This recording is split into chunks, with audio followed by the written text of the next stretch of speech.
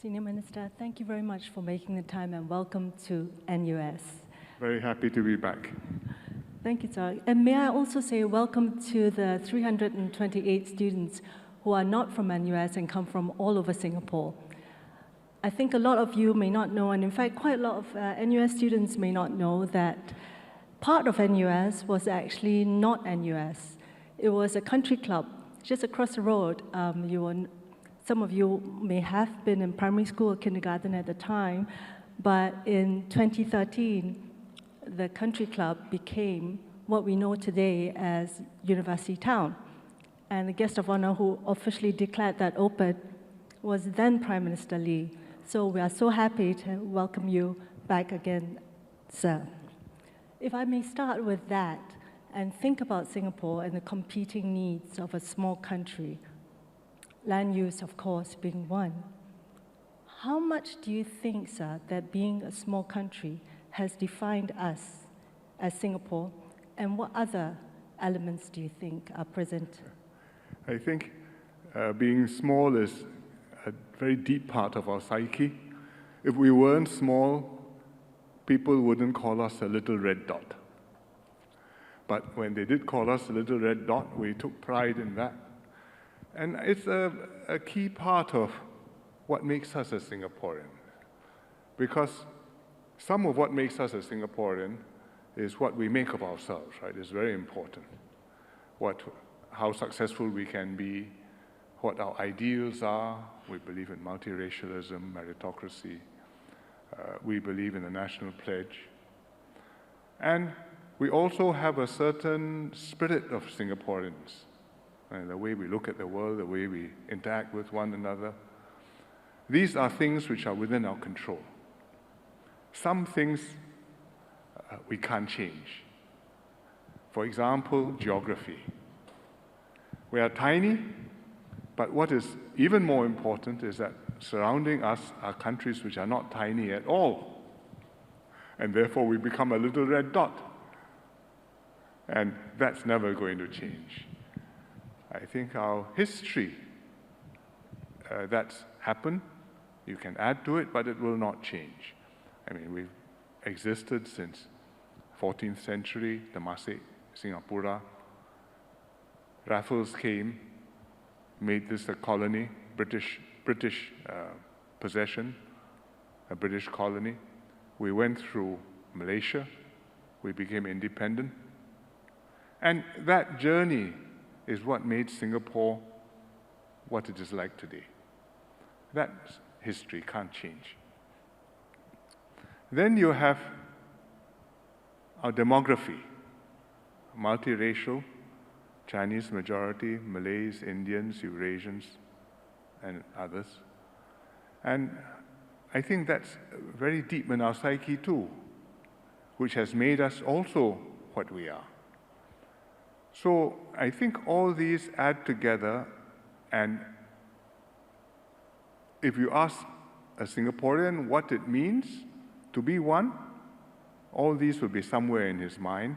If you ask a foreigner what he thinks of when he sees a Singaporean or recognizes one, he will think of some of these things.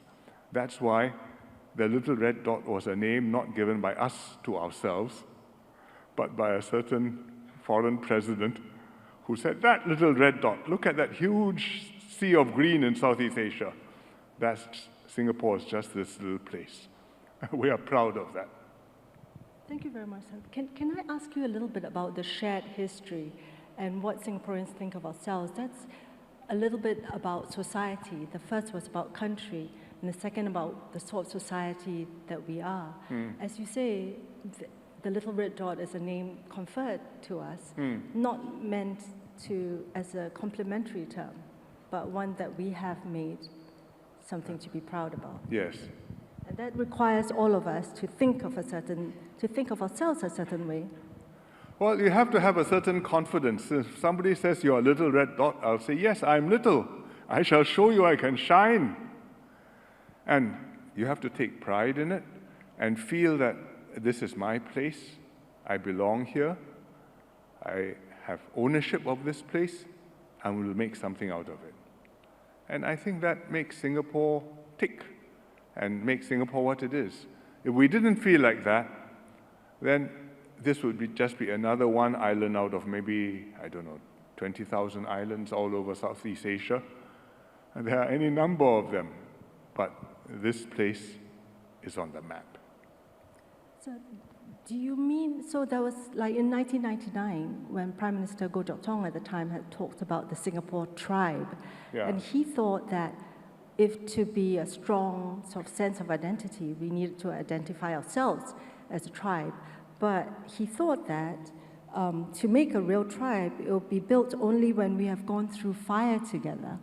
And I quote him, and remembering that time, it was 1999, he said, the younger generation of Singaporeans have had no experience of hardship, let alone racial riots and external threats. Their lives have been mainly plain sailing. So their bonds to Singapore and the sense of service to the country is not as strong as the older generation. So at the time you felt maybe the Singapore tribe wasn't quite as formed yet. But since 1999, we've had quite a lot of excitement. Right. So 4 years after that, it was SARS, right? Yeah. And then thereafter that, many things, subprime crisis, we had the longest drought in 150 years, and most recently, of course, COVID. So we have maybe not the same degree as the first generation of Singaporeans, but we will say, I mean, the last 25 years. I think every generation will have your own crisis. Don't worry, it will come. I don't wish it upon you, but it will come whether you like it or not. And since 1965, when we became independent, which in itself was an existential crisis, which we went through and survived, we've had quite a few ups and downs, and we've gone through them together, and generally speaking, reasonably well. And as this historical memory builds, and the shared experience of having lived through it and endured it and come through is ingrained in our collective psyche, I think that sense of Singaporeanness, of a shared national identity, gradually strengthens. And in 1999 until now, as you said, we've had SARS, we've had the global financial crisis, 07, 08. We've had COVID. Now we've got superpower rivalry. We've got the US with President Trump and his administration taking a completely different approach to the world, which means very drastic implications in the long term for a small country like Singapore, which is completely dependent on globalization and international trade for making a living. I think I can say that the national identity is stronger, but at the same time, it is not the only tribe which we belong to, because we all have different layers to our identity. We are Singaporean, it's very important to us, but we are also Chinese Singaporean, or Malay Singaporean, or Indian Singaporean. We are also Christians, or Muslims, or Buddhists. You may be also have different political views. You may be pro-government, you may be pro-opposition. You may have different sexual orientations and therefore different circles of friends and different perspectives on the world. So these are all different layers to our identity which are always there. And I think if I'm honest about it, if we are honest about it, we'd say the national identity as a Singaporean, it's important, but it's not the only one we have. And for many Singaporeans, it is not the most important part of his identity. If you poll them, you will find for many Singaporeans, religion is a very important part of their identity, particularly for Muslims, particularly for Christians, and amongst the Christians, particularly amongst the non-Catholics. And there are other elements as well. Race is very important. Language is important, especially for the older generations. Younger ones all speak English, but even so, if the PM does a National Day rally and doesn't speak in Malay or Chinese, I think everybody will feel a sense of loss. So these are all other aspects, and we must know that, because we are one people, but that people, we're not all identical, and there are fault lines which we have to guard. Can I ask you about the challenges to this sort of togetherness, this sense of being one nation? You had at one point identified two opposing forces that challenged this sense of national identity. The first is the force of globalization. And you said we will all, like the chances that we will all become citizens of the world, and then that will just dissolve by globalization. So that means you're not really a citizen of all countries, or no one in particular. Yeah. The second one is if we fought among ourselves and fractured along different lines within Singapore. So today, I mean, you made this speech about 10 years ago. So today, of these two challenges, which one do you see as the greater? I think both remain risks. It's very hard to say which is the more salient one, because it varies with issues. If external development happens, for example, the war in the Middle East between Israel and Hamas, we feel the differential tugs in Singapore. We're all upset about it, but the Muslims are much more upset about it than the non-Muslims. It's a reality.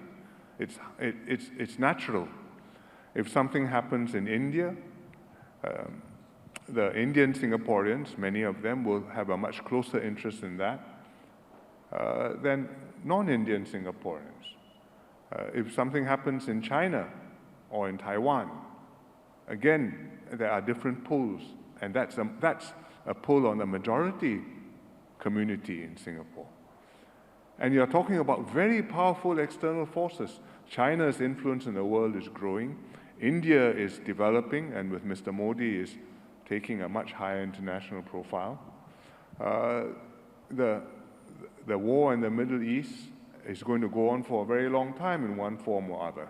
So we are going to be pulled in the immediate term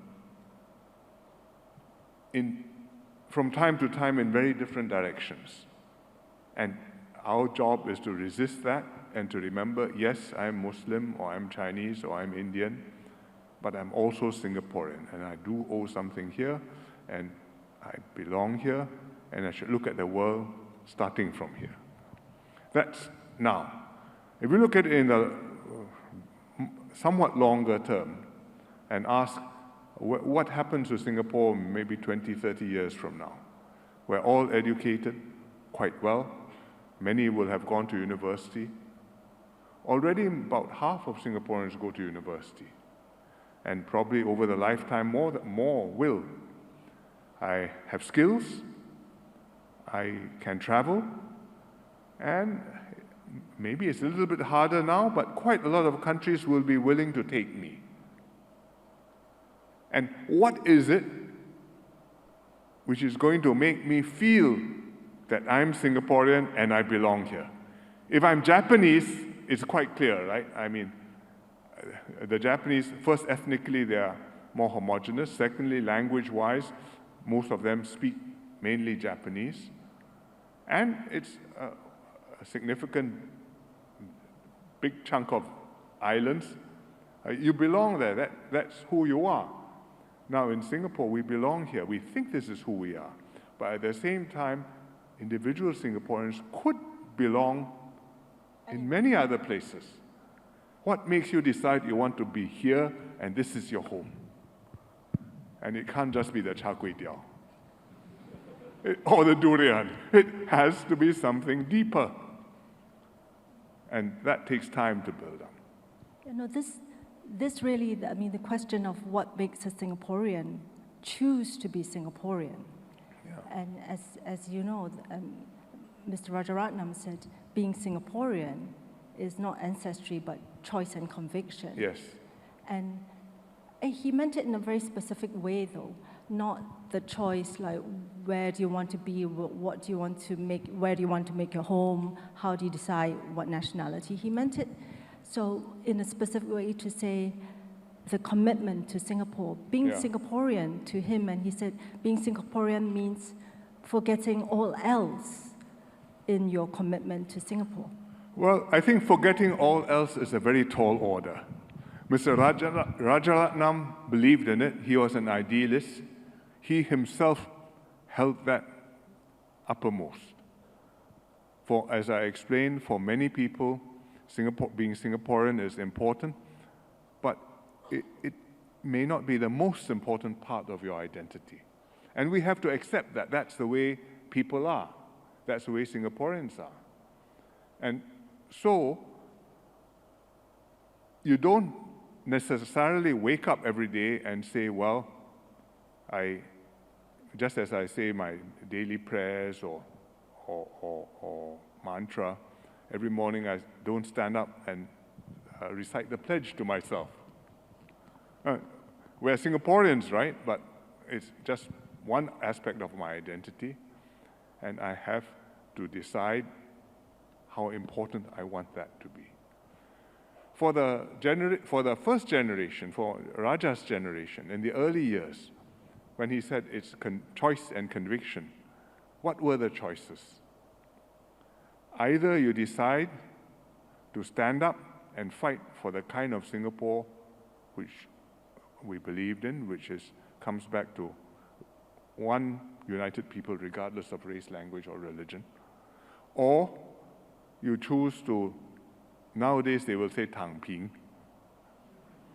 lie flat, meaning I accept whatever happens to me. There are other powers, other influences which say this is the way you should be and you should do my bidding. I just accept that and I just accept my fate. That's a choice. Well, it's a choice to do nothing, but it's a choice. So for that generation, the choice was stand, fight, build. Now, this generation is the beneficiaries of the stand, fight, and build. What is the choice? It's still one. And the choice is, do I decide to continue this and continue the mission which was really passed to us, which made this place like this, and keep on making it better? Or do I say, thank you very much, this is marvelous, you've provided me wings, I'm flying, bye-bye. I'm off to, it can be San Francisco, it can be Sydney, it can be London, it can be Shanghai, it can be Bengaluru. And I'll be okay, and I hope you'll be okay too. That's a choice too. So there will be people around the world, and it's a reasonable choice, and we hope that they come back one day. I think quite a good number will. But we also hope that there will be many who will say, you are here, we build this place, I inherited it, I have a duty to hand it on better to the next generation. And the next generation will include not just our children, but also other people who have come to Singapore and made a very conscious choice that they identify with us, they subscribe to our ideals, our values, and they want to make this their home. And that's a very big decision to make. And so I think for this generation too, it has to be choice and conviction. If you just so happen to be here, and tomorrow the wind blows, puff, and you are blown off, well, tomorrow you won't be here, and Singapore won't be here.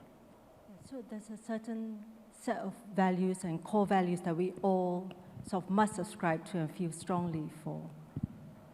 That's why we're here. You must have some conviction in how we do things in Singapore, what we are trying to achieve in Singapore, what we can rely upon in each other, and how we can make the country go forward. You have to believe that it is possible for us to work together, that we can solve problems. You can't change the world, but you can find a way for Singapore to find its path forward. And in Singapore, you can do that. And if you are in Singapore and you want to make a difference, you can make a difference. If you are in a big country with 1,000 million people, and you want to make a difference, it's much harder. Can I ask you a little bit to your previous point about our different identities, and to end with this specific point about the choice. So given that we have different identities, I'm not just Singaporean, I'm Chinese, and race and ethnicity are very powerful forces, as you say. Mr. Rajaratnam's idea of choice is choosing to forget some part of our identity. And when he said forget, he didn't mean it in the way of not knowing. He meant subordinating it to the Singaporean identity. So he said in his lifetime, he had no difficulty forgetting that he was Tamil Ceylon, that he was Sri Lankan, even though he had been born there. He had no difficulty forgetting that he was Malayan, even though most of his family was still there. He had no difficulty forgetting that he fought the communists or communalists. And he forgets because he does this in the service of being Singaporean. So I wonder whether you think today we are able to do this now, this forgetting of different parts of our identity and sort of holding the nationality superior, and whether that will help in the, in the ethnic and other polarizations that may occur. It's an ideal. Every time we recite the national pledge, especially on National Day, you remind yourself that we should work towards that ideal. But realistically, we also know that race and religion are very, very powerful forces and very, very important to people. I will not ask for a show of hands, but if you ask yourself, do you consider, which element of your identity do you consider the most important? Your nationality, your race, your religion, your country of origin or country of birth, or your language which you speak? IPS did a survey recently. Only about more than a third put as their most important element of their identity nationality, Singapore. And the other 2/3 put something else. It's the way people are. And therefore, this is always going to be a tension. Because actually, we don't want all of us to forget that we're Chinese or Christians or Buddhists, or neither do we want to forget our mother tongues. We want to keep those parts of our identity. They are important to us. They give us a sense of history. We didn't poof and come into being in 1965. Yes. And not even in 1950, or I don't know, if you're very old, maybe 1945. Yes. We go back to ancient civilizations, ancient faiths, and they are part of us. And therefore, and in that sense, they give us a sense of ballast. I've been here a long time too. You may be 300 years as a great country, but my civilization is not younger than you. So I want to keep that. I want to keep the links it therefore gives us with the region, because the region is mostly, we have Muslim populations in Malaysia and Indonesia, our neighbors.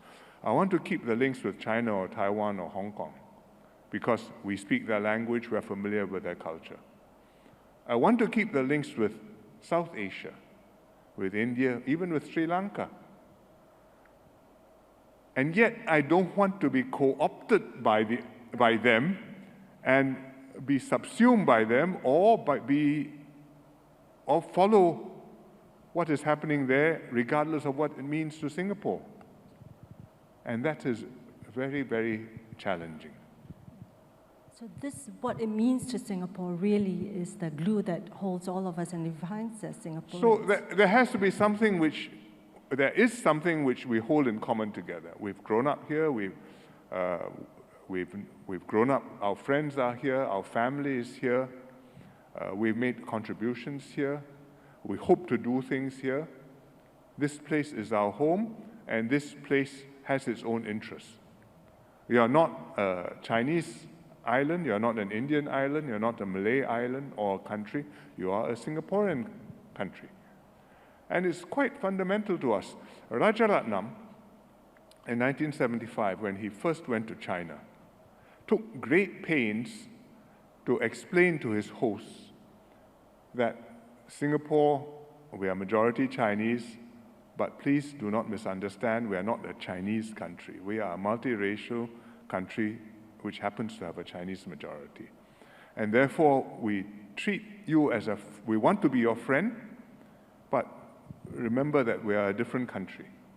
But his Chinese hosts, they thought it was extremely natural that your population is 75% Chinese. You should naturally be thinking like us and seeing the world like us and taking positions like us.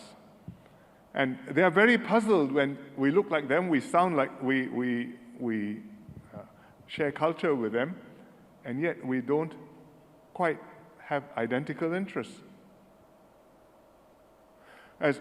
And this puzzlement, well, I think maybe has improved a little bit over time, but it really hasn't disappeared, because even quite recently, some of them would say to us, 同文同种同宗同祖 为什么不同意? Same language, same culture, same ancestors, why not same view? Very puzzling.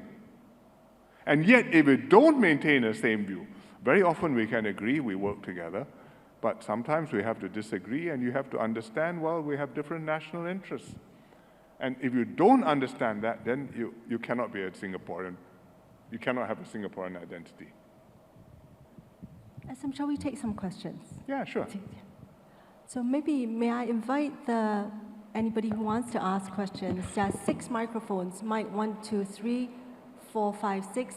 I know there are some questions from up there. So if I may, I'll take 3 at a go. Mic 1, mic 2, mic 3, please. If you can, identify yourselves by your name and where you come from. Please go ahead, mic 1. Thank you, Senior Minister Lee and Associate Professor Leong, for the insightful dialogue. I am Hsien Loong, a Year 2 Political Science student from NUS.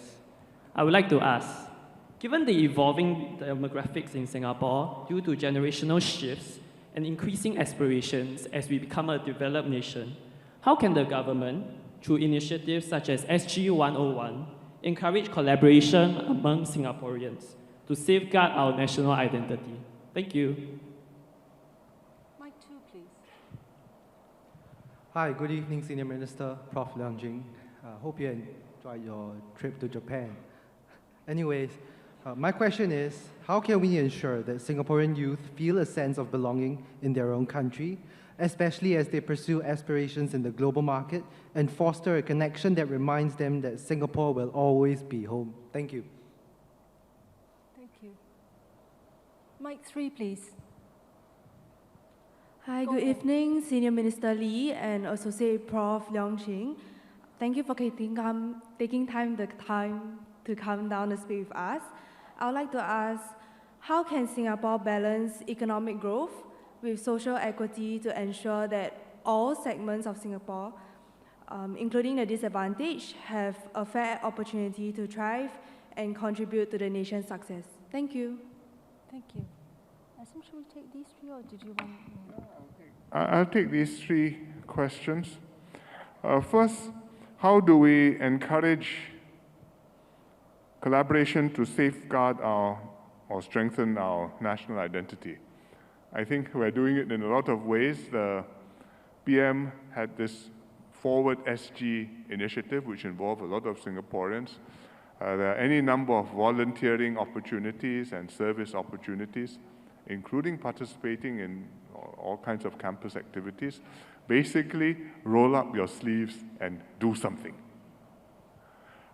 Giving feedback is useful, sharing views and discussions is good, attending dialogues, I'm very happy you came. But I hope that beyond listening and tracking what is happening, you will decide there are some things you want to do, some ways you want to make Singapore better. Let's get together with your friends and do something about it. It can be cleaning the beach, it can be greening the environment, it can be doing social work, taking care of down and outs, it can be promoting entrepreneurialism, any number of issues. But be committed, do something, make Singapore better. In doing it, you will find that you will feel yourself belonging to this place. Otherwise, if you just sit there, you'll be asking yourself, why do I feel I belong to this place? I could be sitting anywhere. But if I'm doing something here, that's where home is. So that also answers the second question, how to help you to feel belonging. This is your home. You've got to make it your home. And it's up to us to make us feel that this is where we want to be, by being good to one another, by working together, and by being able to show the world that in Singapore, we know how to live in a way that lets the human spirit flourish. It's not so easy. It's not in so many places that you can expect from, we don't say from womb to tomb, but from the moment you get born, preschools, infant care is available, preschools are available, schools are good, post-secondary education there are many opportunities, and if you work hard, you have a chance of getting ahead. That's really quite unusual in the world, even today. And that's something available in Singapore. You have to work hard to do well, but if Singapore were only a place where you could relax and prosper, I think it would not be a happy place. So, how to feel belonging? I think own this place and make a difference to it. How to balance growth and social equity? Actually, you need growth if you're going to have social equity, but you need to use the growth in order to benefit a wide range of Singaporeans so that their lives can improve. If you don't have growth, you just talk about making a more inclusive and more equal society. The only way to make people who are not doing well do better is to take resources from people who are doing better than them. In other words, it's a zero-sum game. What I give to one person, I must take from another person. It becomes a very unhappy exercise. And societies which are in that state, for some time the Europeans were, the Americans are not, but they feel as if they are in that state. It's a very unhappy society. You must have growth, then you have resources, then you can do something with it, lives can improve, and the government can take some of the resources to help those who need more help. And as lives improve, as opportunities are created, Singaporeans can help themselves seize those opportunities and move ahead. So I don't see that as a contradiction. We want to grow. I think it's hard enough to get the growth we can. Don't ask ourselves, maybe less growth will be better. No, I don't believe that. Go for what we can and make the most of what we have. We need to get the firepower to distribute rather than sort of... No, you can call it firepower, but basically you must have resources. Yeah. You want houses, right? Somebody has to pay for the homes. You want good health care. Somebody must build the hospitals and all the equipment and the doctors. Very much. If you want good education, where do you think all the schools come from with audio-visual labs and computer classes and robotics options and overseas exposure opportunities? You need resources to do good for people. And Singapore's great good fortune is that for many years we've grown very rapidly, and today we have vastly more resources than we did 60 years ago, and we have made good use of it, and we've benefited a lot of Singaporeans very broadly. I think that's how we have to continue to do it. Thank you, Hsien. Shall we take another three, please? 4, 5, 6. Please go ahead. Thank you, Assembly, and Prof. Leong Ching for the wonderful dialogue. My name is Andre from taking the NUS MBA. My question is, I think in your last May Day rally speech, you mentioned that Singapore, as a small country, must have an exceptional political system in order for it to continue being successful. And I think, being successful is very important for Singapore to keep on attracting whether local talents or overseas. So my question is, how can Singapore continue to have an exceptional political systems? What are the safeguards in place? And also, what other key systems must be exceptional also for Singapore to be exceptional? Thank you. Thank you. Please go ahead. Thank you, Senior Minister Lee. My question is, given that the elected presidency is something that the government views as an evolving institution, can I ask... Sorry, you asked about the elected presidency? Yes, yes. Yeah, okay, thank you. Couldn't hear you. Is there an end state that you view it heading towards, or an end goal for what it should be? And do you possibly foresee it reverting back to its original symbolic role and elected by Parliament? Thank you. Please go ahead. Thank you, NUSPA, for the opportunity, and thank you, Senior Mr. Lee. My question is about the topic that you touched based on. Given that you've successfully led the Red Dot through the Great Recession around 2007, as well as similar trade war, and based on the current economic affairs, do you think the worst is over, or is it yet to come? What we as individuals should do something differently and collectively overcome the situation? Thank you. Thank you very much. So I think 3 questions. Three very difficult questions. Okay, exceptional political system, how to sustain? Get good people into politics, vote for good people to be your MPs and to be your ministers, and work with them to make the country better. I think it's as simple as that.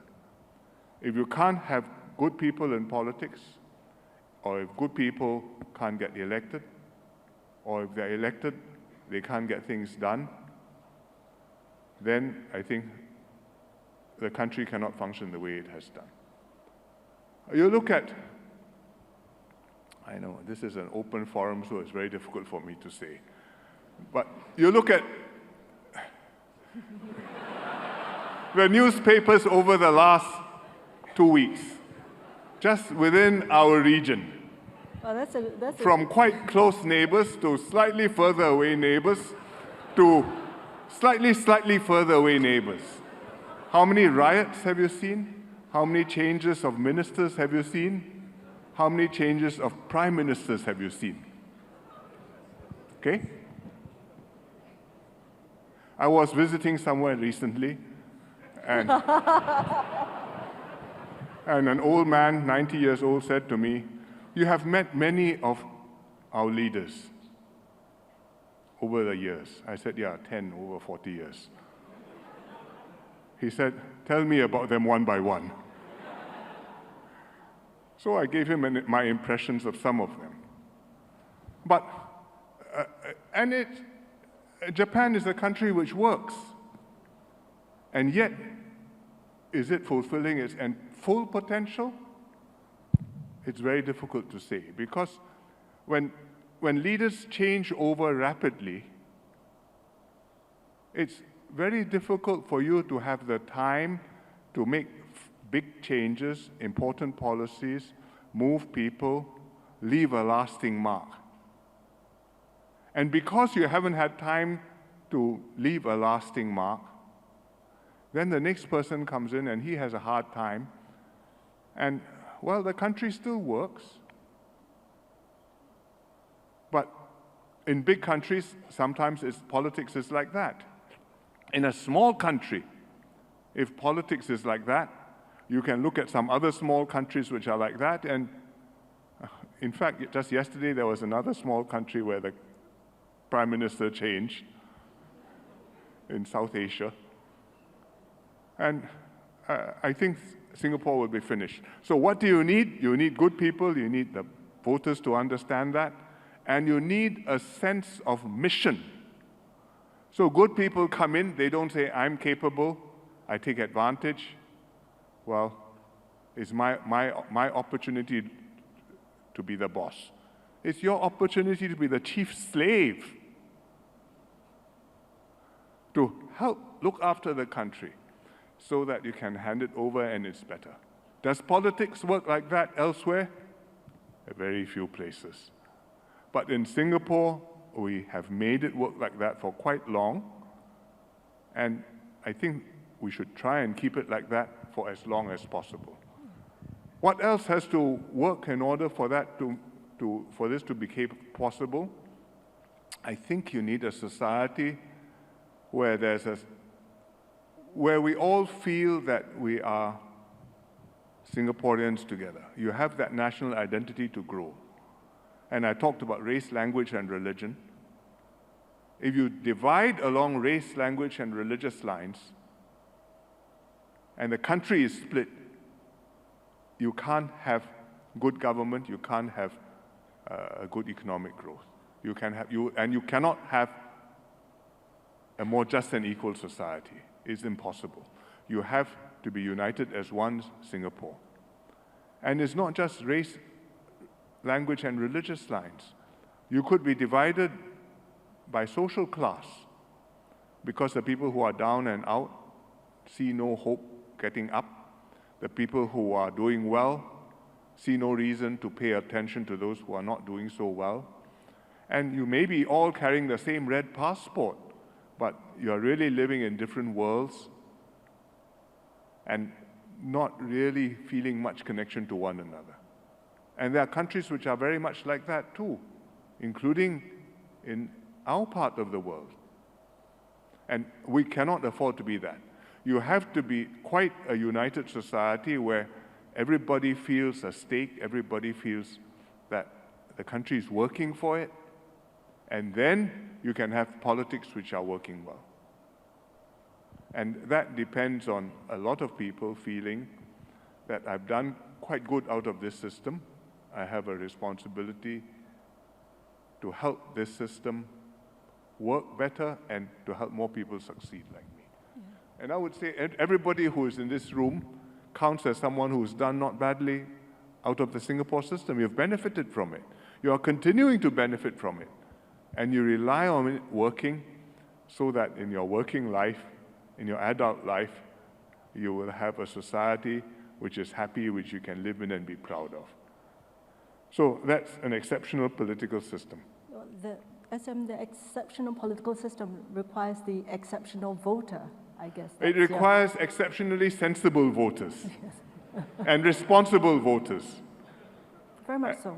And it's not so easy. And it's not that common. It's not common. And if life is bad and if the system has let them down, the voter will say, why should I care? Indeed. My life has not improved.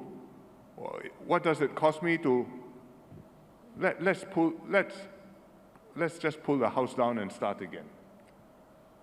And which is where I think some American voters are, and one of the reasons for the strong passions which you see in American politics today.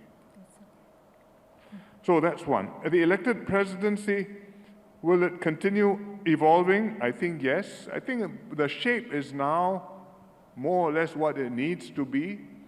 I don't think there will ever be an end state because the world changes, Singapore changes, and you have to keep on adjusting, adapting, evolving. But the philosophy of it, that the government, the Prime Minister and his cabinet is the executive and runs the country, and the President is he's the safeguard. He's the second key.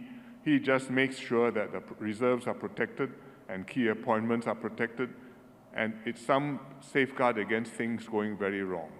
I think that basic design is good, and we've made a lot of tweaks to it, I'm sure we will continue to adjust it from time to time, but it's about there. I don't think there's any likelihood that we will revert to the ceremonial presidency and the Prime Minister and his team flying without having this second key safeguard. It has proved good, and I see no reason why you want to go back there to the status quo ante. Other than somebody saying, I don't want anybody overwatching me, I don't want anybody keeping an eye on me, I want to do whatever I want to do. And I think if somebody wants to do that, you have to ask him, why don't you want anybody to backstop you? What are you planning to do, and can I entrust my future to you? It's a very serious question. Thirdly, the question, the global financial crisis, that's about 15 years ago. The trade war, that started not in April, but probably 5-10 years ago, and but in April this year with the Trump administration, he ratcheted up with what he called Liberation Day. Is the worst over? I don't think that's a right way to look at it. I think it means the good, the calm period before the Americans changed their approach to trade, to their global role in the world, that's over. Whoever is the next US president, whichever party forms the next US administration, it is not going to go back to where we were in the days when Bill Clinton was the president, or even Barack Obama was the president, or even Joe Biden was the president. It has changed. And from this point of view of a small country, this is a change which makes the world a lot more uncertain and complicated. And you have to understand that. It doesn't mean the world has come to an end. It means that life will be more unpredictable. There'll be more arbitrariness in the international system. There'll be less trade, less cross-border investments, less prosperity. There'll be more tensions. There'll be more frictions. There'll be more unpredictable troubles. And we have to be more alert and ready to nimbly get out of the way when trouble heads in our direction. And also to be able to work with other countries who are in similar situation, quite small, who want to look after their peoples, who don't want to get involved to the extent that they can into the great power conflicts, and work with them to try to cooperate, and we try and be peaceful together and prosper together. We can't solve all our problems, but we can make the problems somewhat less. That's possible. So the issue is not over. It will not go away soon, and we have to understand that and have the fortitude to say, well, in this one respect, you can say your parents grew up in a more peaceful time. And you are growing up, you got more advanced iPhones, you got more gadgets, you got more opportunities, but at the same time, it's a more troubled world, and it's your fortune or misfortune to live in very interesting times. So we've got quite a lot of cues. So shall we take them at a brisk clip? 1, 2, 3, 1, 2, 3. Shall we just keep them at 3 at the moment? Yeah, please go ahead. Thank you, Assembly and Professor Leong Ching for this dialogue. So I'm Leroy from NTU, Year 2 Econs and Data Science student. So with the opening of the 15th Parliament, I believe we have more female MPs than ever before in all of our previous parliaments. However, on the flip side, I do realize that our current cabinet is only about 3 female ministers. So my question is, what do you envision is the future of gender equality in our political system? Thank you very much. Please go ahead. All right. Thank you, Senior Minister Lee. I'm Shan Felix a year 1 mechanical engineering student in NUS. My question is, in light of global trends seen in countries in a lot of the world, including most of Europe, US, Japan, Australia, Canada, which grapple with social fragmentation, immigration, populism, budgetary constraints, political polarization, economic uncertainty, and tension with globalization and national identity, where in some cases have led to political crisis. France, for example, Prime Minister Francois Bayrou was defeated yesterday in a motion of no confidence after he called a controversial motion where he presented a controversial budget plan which includes austerity measures in response to ballooning debt to GDP ratio, leading to the 5th Prime Minister in 3 years. And in Sunday, where Japanese Prime Minister Shigeru Ishiba resigns, pressured by his own party after a trade deal negotiated with the US and 2 consecutive election defeats. How can Singapore adapt its social policies, political system and approach to immigration to ensure its social fabric remains strong, its political system stable, and its distinct national identity is preserved for future generations? Thank you. Thank you. So you named all the countries that SM was careful not to name. Thank you for completing my thought. Please go ahead. Mic 3. Yeah. Good evening, Senior Mr. Lee and Professor Liang. My name is Wei Nan, and I'm from China. I'm currently a first-year student, graduate student at Lee Kuan Yew School of Public Policy. So yeah, I have been studying in Singapore for 1 month, and I was deeply impressed by how efficient and well-organized this society may be. So as an international student studying public policy in Singapore, I want to learn more about Singapore's approach of public policy making and problem solving. So my question today is for both Professor Leong and Mr. Lee. Today's interview can be a vivid dialogue between the educator and the government. So my question is, how does the scholars in Singapore making advice to the government? How does the government taking their advice? Could you please share a little case study or a story, interesting story, yes, about this progress? What would it be and why? That's my question. Thank you. 谢谢. Who's answering the last question? My boss is in the audience, so you know. Okay. First, what's the future of gender equality? I hope there's more equality. I think we've come quite a long way. We've got about 1/3 of MPs now female. It's made a big difference to the debate in the House.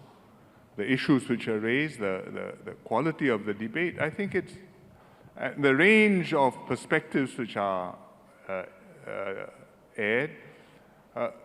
The women add something which you can add 2 or 3 more men, but they cannot make up for the woman's voice. You need that. We would like more. It depends who comes forward. It depends who gets elected. But we will keep on trying, and I hope the numbers will keep on growing. And similarly within cabinet. We don't have a quota. Some countries believe in quotas. They have quotas for MPs. They have quotas. They aim for a certain proportion in cabinet. They aim for a certain proportion on company boards. I don't think quotas are the right way to go about it. I think we go on merit, but we work very hard to identify women who are qualified, suitable, and encourage them to come forward. And it will be easier for us to do that if their partners, husbands, are supportive, carry their share of the household responsibilities, and are prepared to see their women, their wives, do well and progress and be proud of their spouses.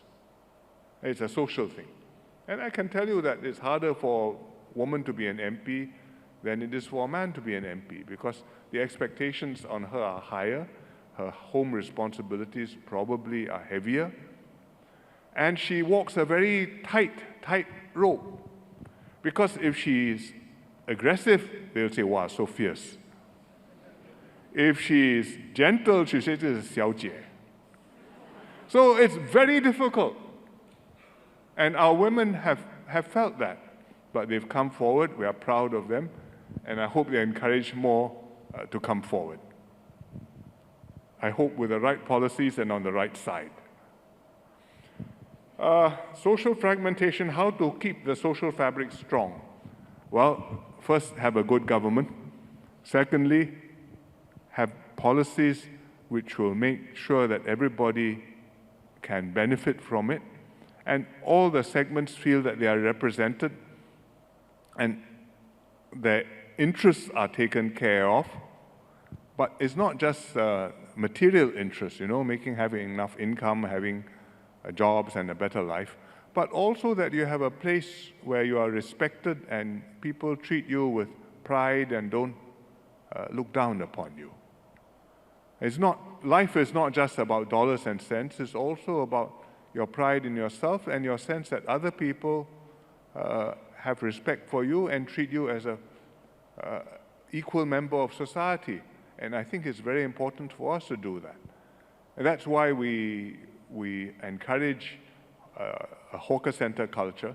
It's one of the forums where Singaporeans, you may be rich, you may be poor, you may be in a 5-room flat, you may be rental, but you all go to the hawker center, you all mingle, you all sit down at the same tables, you all have to clear your trays at the end. And, well, there's a certain egalitarianness about it. And there is a certain egalitarianness about Singapore society. Somebody comes up to the PM, he can be a minister, he can be a businessman, he can be a student, or she can be the cleaner at the restaurant or the hawker center. And there will not be scraping and bowing. You just say, Zhongli or PM, and then they will say what they want to say, and you listen to them, and you will respond, and you do not expect it to be a relationship where he touches his forehead and you sort of extend your palm to be kissed. You laugh. Some societies are still like that. Singapore cannot become like that. And if we can all, it's a time of change, it's a time of upheaval, of uncertainty. I think immigration is a reality in Singapore. Foreign workers are a reality in Singapore. It generates tensions, difficulties, inconveniences, awkwardness. And yet you can't not do it. And we have to work with people, the Singaporeans, as well as the people who are here working or the people who are immigrating here, in order to smooth these likely friction points and to try our best to make it work. Then the question on our government being efficient, thank you. I think there are many areas where we can still do better, so we are not congratulating ourselves. How do scholars advise the government and how does the government listen? I think the answer is we would very much encourage scholars to participate, analyzing issues, discussing national problems, putting up proposals, and the government is always open to ideas, and where possible we will also commission studies from the university. For example, the Institute of Policy Studies does all kinds of surveys and research, and they publish, and you can read them quite often online in the public media. It's an important resource. Actually, frankly, I would say in Singapore it doesn't happen enough. Because if you publish on the Chinese economy, there's a big market. Domestically, a lot of people will read you. Internationally, at least until recently, a lot of people are very interested in how the Chinese economy is thriving and how it works. If you publish on the Singapore economy, domestically, the readership is not so huge. Internationally, people consider us interesting, but we are not top of mind. And so it's harder to make an academic career becoming an expert in Singapore than it is becoming an expert in China or India or the US. And yet we need people who are expert in Singapore who are not in the government. So that's something we keep on working on and which we remind the university president regularly. And he's working at it too. Thank you. If I may, 456. Okay, thank you, Mr. Lee and Professor Liang. I'm Monko from NUS. So, Mr. Lee, you often say that young people today have much better conditions and should not 躺平. But in the past, although the life was harder, maybe there were much more low-hanging fruit. And now it feels like opportunities are fewer and competitions is much more stronger since many industry is already well established and everyone is well educated now. So my question is, do you think young people today actually face fewer opportunities and much stronger competitions than last generation? And what can we do to deal with that? Thank you. Thank you. Please go ahead. Thank you, SM Lee and Prof. Leong. On the topic of identity today, who we think we are shapes what we do, and I think the reverse also holds. What we do also forges who we think we are. So my question is, what are some things that worked in Singapore in the past that we should be keep on doing, and what are some things in the past that should be reformed or left behind? Thank you. Thank you. Good evening, Senior Minister Lee and Associate Professor Leong. My name is Miranda. I'm a first-year MPP student at the Lee Kuan Yew School of Public Policy. My question is, Minister, I am a young foreigner in Singapore. I'm Indonesian, by the way. From your perspective, what aspects of the Singaporean identity and values would you like young foreigners like me who are living here to always remember and bring with us and uphold in our lives? And why do you think this is the most important? Thank you. Sorry, I can't catch that question. Can you explain what you mean? So I mean that as a foreigner living in Singapore, of course we want to learn something from the Singaporean identity and the values that you uphold here. In your opinion, what is the one thing that we should always remember about the Singaporean identity and value that you hope we always bring with us wherever we go next, or if we choose to go home to our home countries?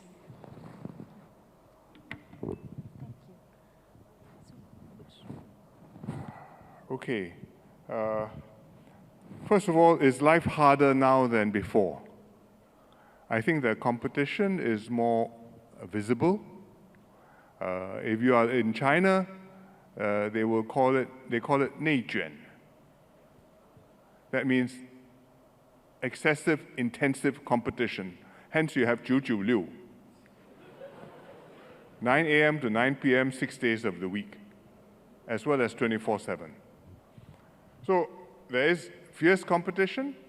The opportunities are there. It's not true that there are no more ideas waiting to be exploited. Just in the last few years, AI suddenly has become hot and exciting. Deep mind, deep seek. These are things which 5 years ago none of you or I would readily have known about. But it's suddenly come up, and I don't think that's the end of progress. So the opportunities are there. You have to work at it. Others are also competitive and capable and well-educated, but you have options. Well, you're quite young, so in your parents' generation, I think that the living conditions, definitely prosperity-wise, the level was much lower. Opportunities, education-wise, fewer were able to go to university. And now you are able to do things your parents could never dream of doing. Now people say, I'm going to go and do a gap year. I never knew what a gap year was. None of my generation thought like that. People say, I got a long weekend, I'm off to, let's say Phuket or Bali or Hong Kong, or maybe somewhere further away, spend 2 or 3 days of chill, work-life balance. Well, work-life balance is important. Sometimes you should chill. But these are things, options which you have, which your parents didn't have. With nothing they could build. With all this, please do something. You can do it. National identity, what we do affects our identity. That's very true. The way we have built the society, the way we have socialized our young, the way we have brought the different groups together and got people to compromise and work with one another, and to give and take, to know that this is not a Christian society, this is not a Muslim society, this is not a Buddhist society, and therefore you operate in a different way than you would if you were in Thailand, or you were in the Middle East, or you were in, I don't know, somewhere in Europe. I think these are adjustments which have helped Singaporeans to become what they are and made us more strongly Singaporean. That's why Singaporeans are recognizably so, and when you see one, you see him overseas, you kind of know he's one before he opens his mouth. Just by looking at him, the way he carries himself, the way he interacts with other people, there is something distinctive about him. It comes from us having lived together and made the accommodations and become similar to one another. And it's something which we should keep on doing. That's why a Chinese Singaporean is different from a Chinese from China. Likewise for an Indian Singaporean, likewise for a Malay Singaporean. And they will still, Chinese, Indian, or Malay Singaporeans still have different perspectives, different, not quite identical ways of looking at the world, but what they have in common is important and is growing. And we have to keep on doing that. He did ask, though, what should we do different? The sacred cows question. What have we done in the past that we should no longer do? What should we do different? Well, one thing which people ask us to do different, and we haven't decided to do that, is to say, let's pretend that we're all the same. And say, I will not ask whether you're Malay or Chinese or Indian. I will not ask whether you're Muslim or Buddhist or whatever. And I will just treat you as Singaporean, and I will collect data, Singaporeans, for how you're doing, and then I will gloss over these differences. We have not gone that way because we don't believe it works. The French have tried that. It has not worked well for them. And if we don't acknowledge the reality of the differences, I think we only push the problem under the surface.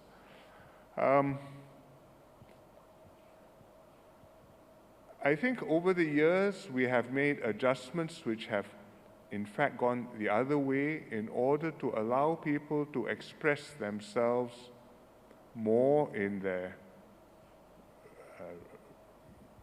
ethnic, religious identities rather than less, and to acknowledge that we are different from one another, which previously I think sometimes we would not do. For example, on your NRICs, we encourage you can put your name down in your original script, whether it's Chinese or Tamil, or you want to do it in Jawi, you can do that. It's an acknowledgement that I can't force you into one mold, and I don't want to force you into one mold.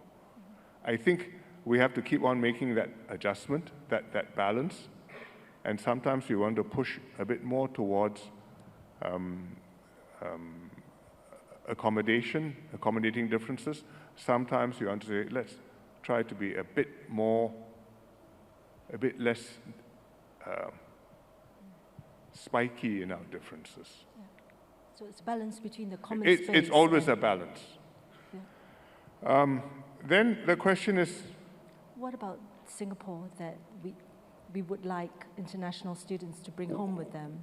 Or what about the Singapore identity? Well, I think I would like you to think that this is a place which is not bad, but trying to get better. I would not like you to think that this is a place which has solved all its problems and this is how the world should be.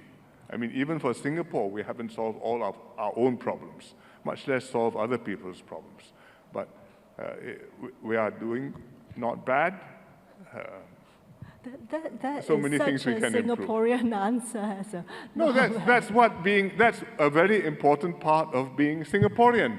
Very much so. Because if you don't think that you can do better and you don't try to do better, then I think you'll stop improving.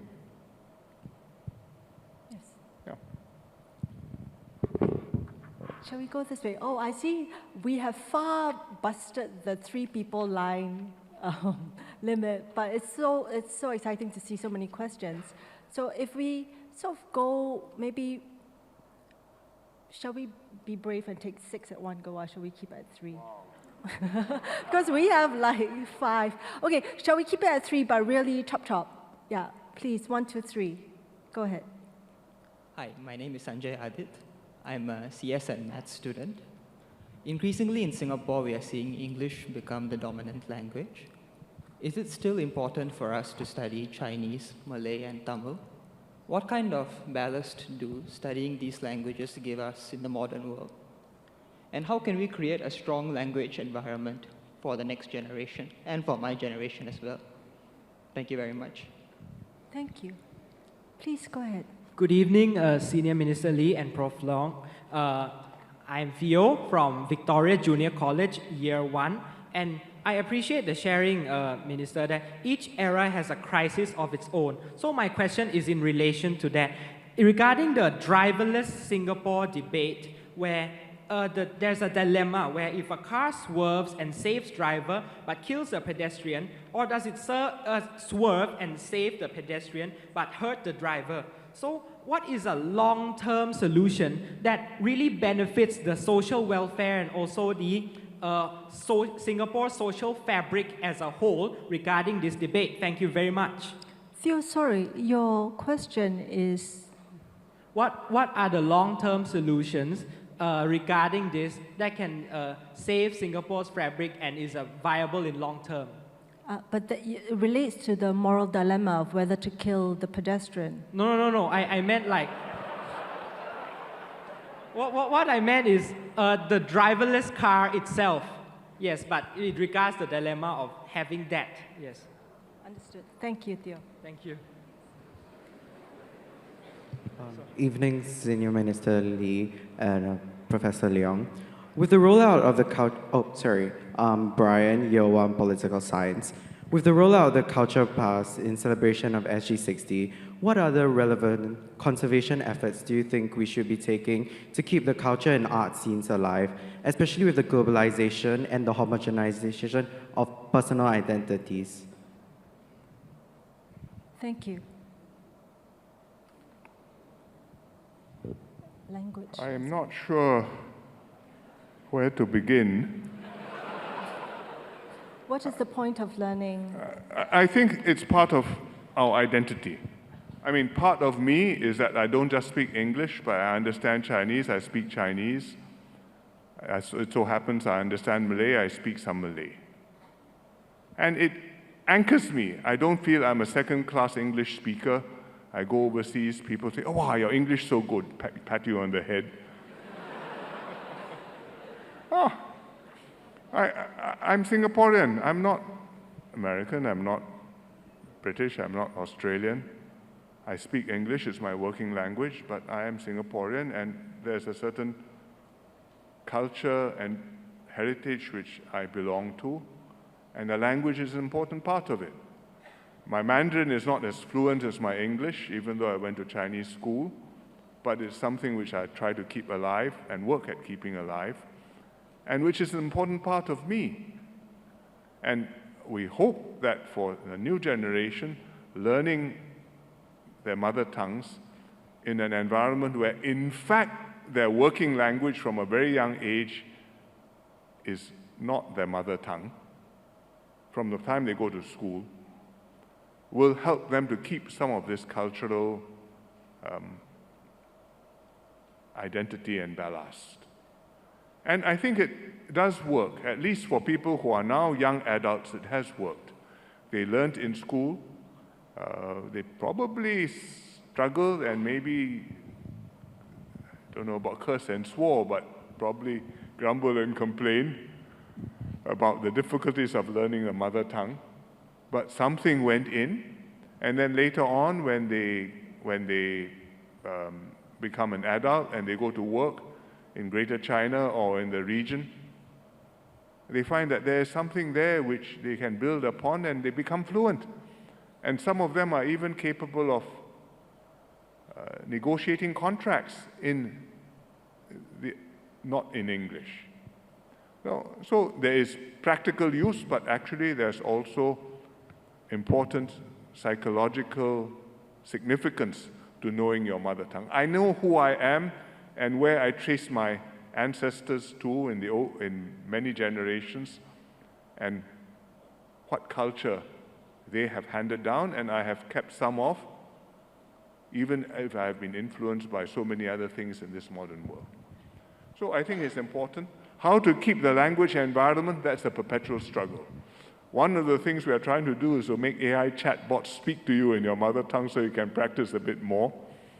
That can be helpful. I don't know how interesting the chatbot is to chat with, but I think the mother tongue teachers have done a heroic job in the schools, and they deserve all the support and approbation which we can give them.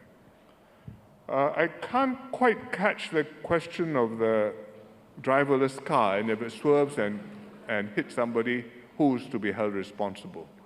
These are moral questions, legal questions, economic questions, which will come up when driverless cars come. We are used to thinking in terms of somebody being responsible. Who did this? Whose fault is this? Who should go to jail? So if there's a person, you can say, it's all the driver's fault, right? But if there's no person, whose fault it is? Maybe it's nobody's fault. It's just one of those things that happens. So it's something which society hasn't quite gotten used to accepting, but which is starting to happen already. In China, in America, some cities, driverless taxis are quite common, or driverless hired cars. You get in, you get out.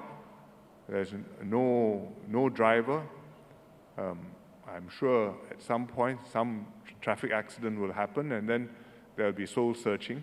Xiaomi a few months ago had one accident, 3 young women died, and it caused an enormous debate in China.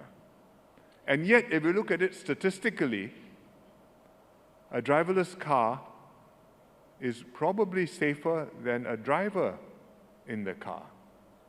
He's not likely to get tired. He's not likely to be drunk.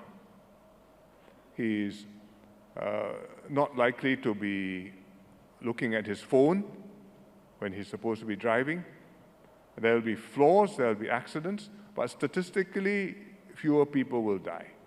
But when they die, I think the sense of injustice and lack of closure will be very painful. So those are issues which other societies are starting to face. And as driverless cars and other vehicles come to Singapore, which will happen, we will have to deal with them too. So it wasn't quite so easy to catch what you meant by your question, but I've tried to render what I hope is a sensible answer. Then the culture pass. How do I promote more cultural activities? Well, I suggest you join all the dance, music, and cultural performance groups if you're interested in them. But basically, you want a society where people can enjoy the arts and culture, and it doesn't have to be very high culture, doesn't have to be avant-garde, doesn't have to be deep message all the time.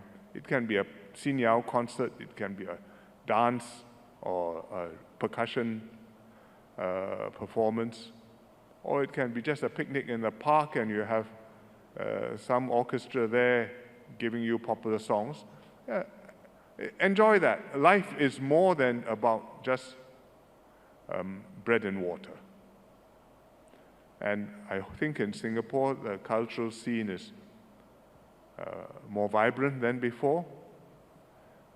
Sometimes it takes itself more seriously than the rest of us take it.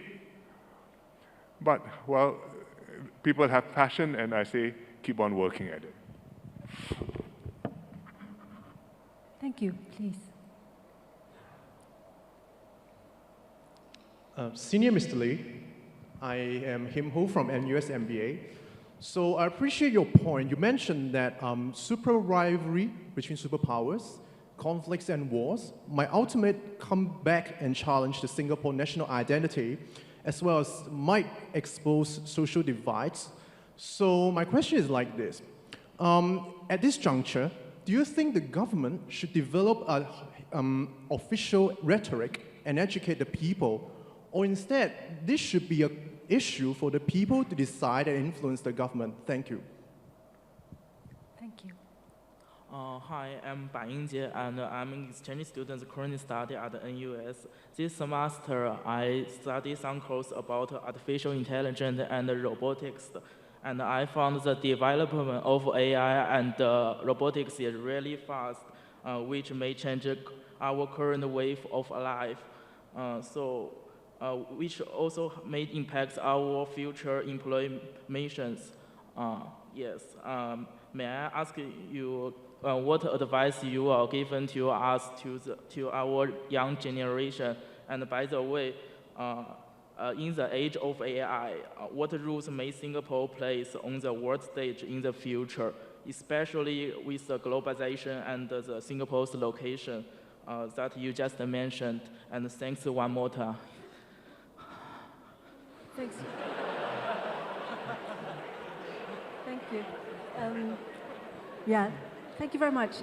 Is the role of AI and how does it change our current way of life, and the advice to the younger generation? Yeah. What advice do you have in terms of how do we cope with this and Singapore's role in the world? Thank you.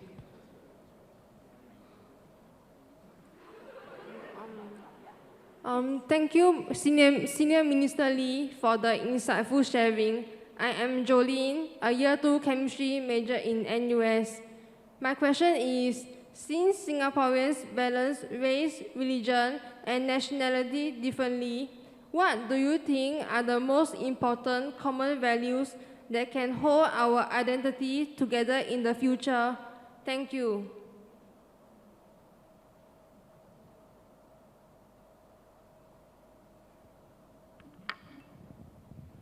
Okay, on superpower rivalry, should we go on official rhetoric or people's influence? I think actually it should go on a careful assessment of what the national interest is, what makes sense for Singapore, and therefore what stance should Singapore take. You can't just take it from a bottom-up approach and say, what do people think? Do you think we should side with China, or we should side with America, or we should opt out, or we should do something else, and then expect to have a coherent policy out of it. It doesn't work like that. These are issues which have to be thought about carefully, discussed, debated publicly, and eventually the government has to take the lead and say this is the direction we ought to go, and the government has to be able to persuade the population that this is a sensible way to do it. It's an interactive process. The population has views, and you have to take those into account, but it cannot just be a bottom-up process, because then you are carried along by the waves of the transient sentiments, and the transient sentiments can be influenced from outside, from one side or the other side, or both sides. And then Singapore will be in a complicated position. So I think the government has a very important role to play, and whatever our internal discussions, when you're dealing externally, I think it's important that you're dealing externally as one Singapore, and people know that this is the Prime Minister of Singapore speaks with authority for Singapore, and not just speaks for his party or his personal view, but speaks with authority for Singapore and can make commitments and decisions on behalf of Singapore. Then they will take him seriously, because otherwise he goes there and his counterpart makes him a proposition. He says, just a moment, let me check my poll to see how many Singaporeans say yes, how many Singaporeans say no. I think Singapore will be in trouble if that happens. What advice do I have for young people in the age of AI and robotics? I think the technology is moving very fast. We don't know how the impact will be, but that you must be able to master not only some discipline, whether it's engineering or science or computer or computing, but also the ability to keep on learning and using new tools so that you can adapt as the technology changes and as jobs evolve. You have a new tool, an AI companion to help you write code. You can make use of the AI companion and write faster and better code. You have a robotics to be on the factory floor. Well, you are able to help to train the robot and to design the workflow so that things can function better. I think that there will always be something to do for human beings for a very long time to come. And when there's nothing for all of us to do, then we can lie down and we can all tang ping. But I don't think that's going to come in my lifetime. Then, on race and religion, what are the common values which we have? This is a very difficult question. Many, many years ago, we embarked on an exercise to try and develop a set of shared values for Singapore. This was about, I suppose, in the late 80s, early 90s. And we did a consultation exercise with a lot of Singaporeans. We had dialogues, we had forums. Eventually, we came up with a paper. If you look up online somewhere, there's a green paper on shared values, which was tabled in Parliament, and we debated it and kind of endorsed it. And it had items like society before self, and family as a building block of society, and 2 or 3 other key items. I think there were 5 items there, which were general principles, but at a very general level. To go beyond that and talk about a codified set of shared values, I think it's very difficult, because the different cultures, the different traditions, the different religions, all have slightly different and sometimes quite structurally different views of how values ought to work. And they all, I think in Singapore particularly, counsel that they should work with one another and we should all live in peace and harmony, which is just as well. But in fact, there's quite a wide range of views. What we can say as a core, which I think all Singaporeans ought to endorse, is multiracialism, multiculturalism, meritocracy, the values which are in the National Pledge. Those you have to have. If you go beyond that, you must believe, you must have self-reliance, you must care for other people, you must be able to work together as one Singapore, whatever our differences, in order to survive as a nation. It's not a comprehensive system of values, much less an ideology, but it's just some basic beliefs that Singaporeans need in order to be able to survive in the world. Thank you, Hsien. Gosh, we have much more questions than we have time for. We have about 5 minutes left, and it's really an economist's nightmare because there's no price signal.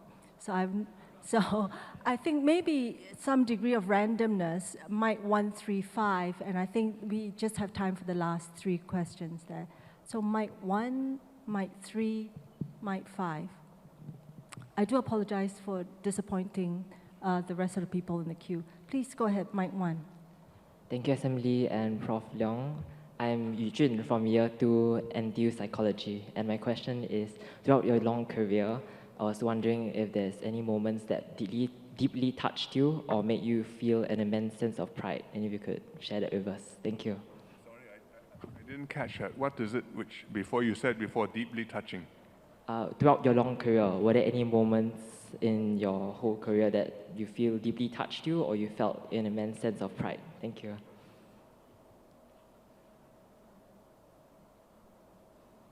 Mic 3, please. Go ahead, mic 3. Okay, dear Prime Minister, my question is very simple. So as Singapore welcomes many ethnic Chinese immigrants from countries like China and Malaysia, and how does Singapore government ensure that they will integrate authentically into Singaporean society? Or in other words, how would this immigration process reshape the construction of national identity of Singapore, and will it be a significant concern of Singapore government? Thank you.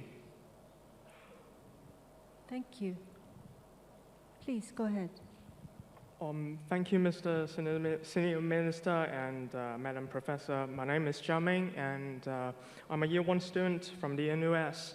So as Singapore transitions into a new generation of leadership, may I please ask, looking back on your years of leadership, what values or principles do you feel have been most vital in shaping Singapore's identity?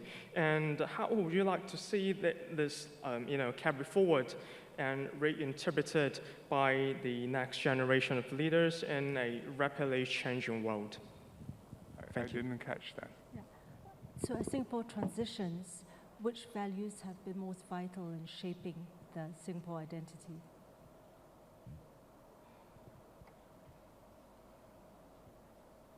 So the first question is, what deeply touched you in your long career and where you felt a deep sense of pride as a...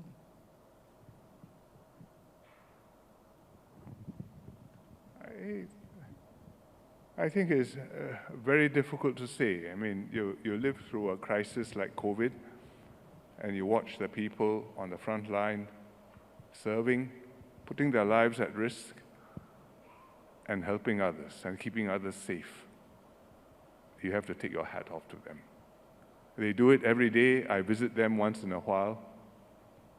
They are there uncomplaining. Their families accept it.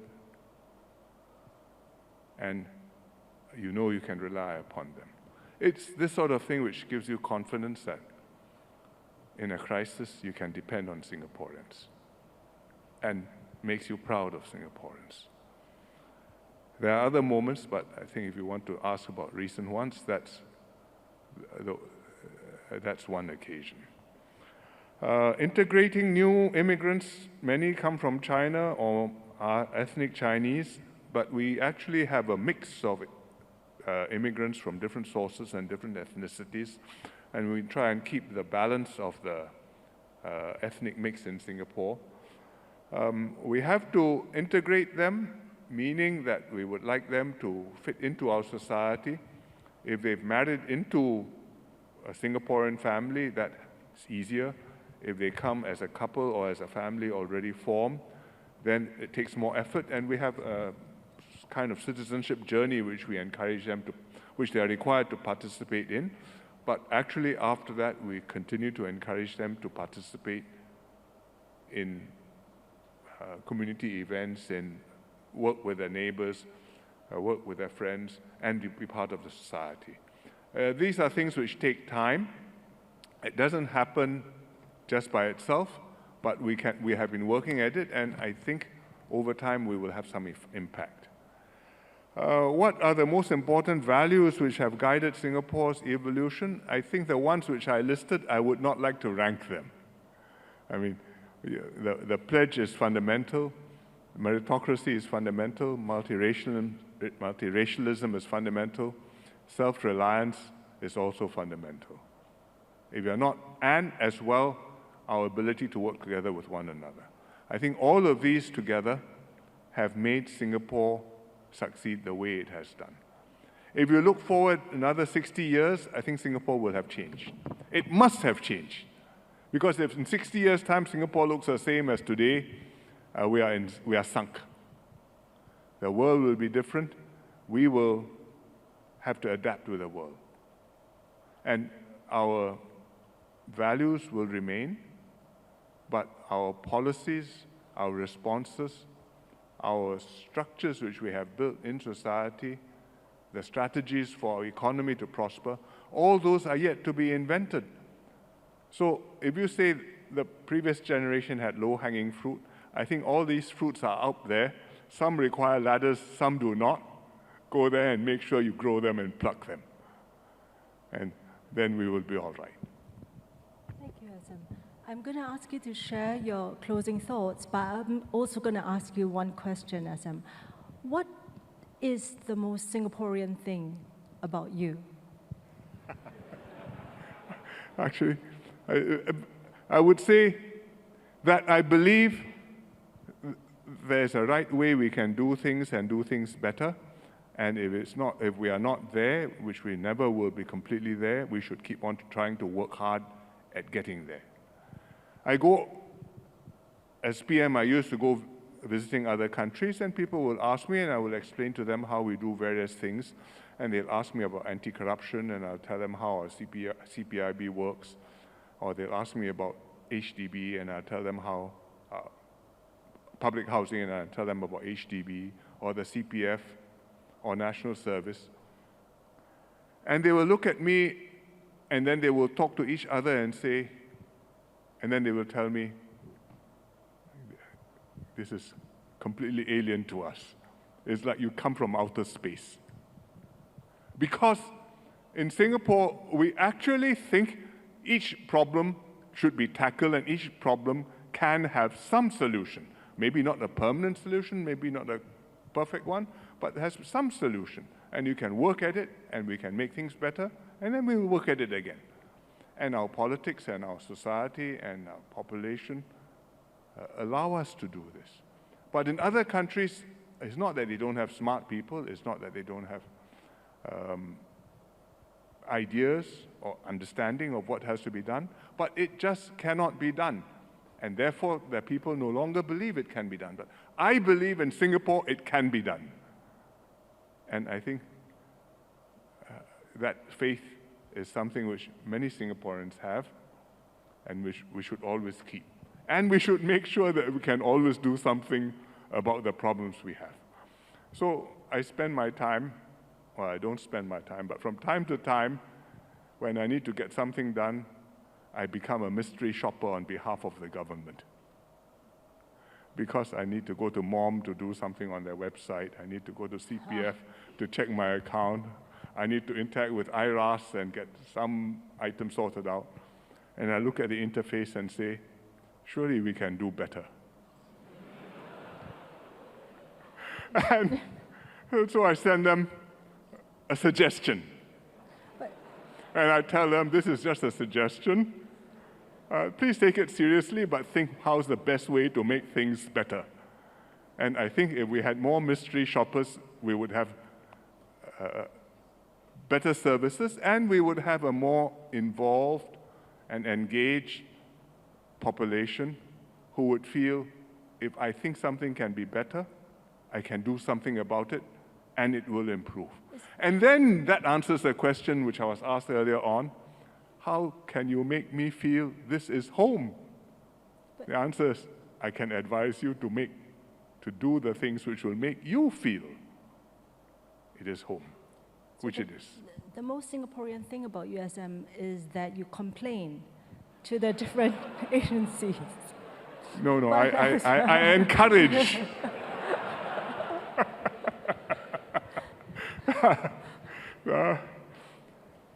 We can always do better. Sometimes people need to be reminded that they ought to have tried harder. Very often people have actually tried quite hard, but in fact the results were not quite all the way what you got, and you have to give them suggestions which will motivate them to improve rather than demoralize them. And that's what being a leader is. How to get the best performance out of people, not how to show that you know more than them. Yes, I wonder whether you want to share some closing thoughts. Well, I'm very cheered that you all came this evening to spend time and engage in this dialogue and ask a lot of quite sensible questions. The national identity is something which is never settled. It's something which didn't exist at the beginning. Our forefathers came, and their identity were various sojourners. Sojourners meaning they came, they were staying here, they wanted to make a fortune or at least make a living, and when they were done, they would go back to their home country. The Cantonese say, "Fan Tong San," meaning Hui Tang Shan. Go back to your ancestral village and grow old and die having provided for your family. But from that, you became progressively one people. Not complete, not permanent, but much more than before. And therefore, able to do more things and deal with more crises than we would have been able to do 30 or 40 years ago. And it's just as well, because I think a lot of challenges are coming our way. Even as you can take advantage of AI and robotics and all the education we have, you also have to be prepared psychologically for things which human beings do to one another, like great power rivalry, and things which human beings do to the world, such as global warming, which is going to affect us, and other things which just happened and which we have to be prepared for. So every generation, something will happen. Have no fear. You did not live through the founding crisis of Singapore, but your challenges will come. COVID was one of them, but it won't be the last. So when it next comes, please do well. If I'm around, I will cheer you on. If I'm not around, I'll be looking at you.